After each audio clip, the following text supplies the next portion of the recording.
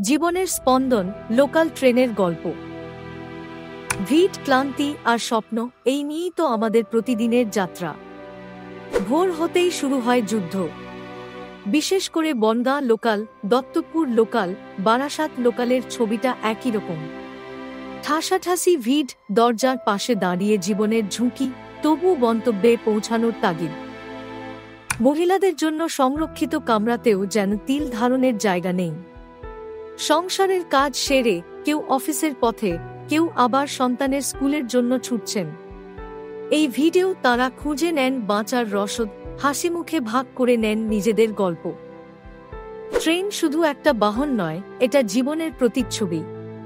এখানে স্বপ্ন বোনা হয়, আবার বাস্তবতার কঠিন ছবিও দেখা যায়।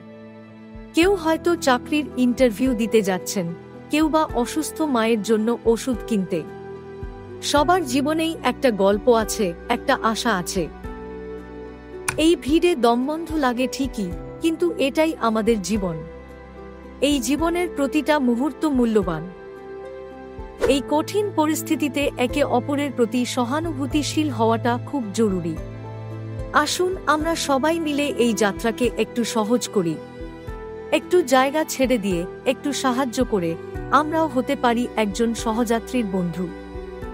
যদি এই ভিডিওটি আপনার হৃদয় স্পর্শ করে থাকে, তাহলে লাইক করুন, শেয়ার করুন এবং আমাদের চ্যানেলটি সাবস্ক্রাইব করুন। আপনার একটি শেয়ার হয়তো অনেকের কাছে পৌঁছে দেবে এই বার্তা। ধন্যবাদ।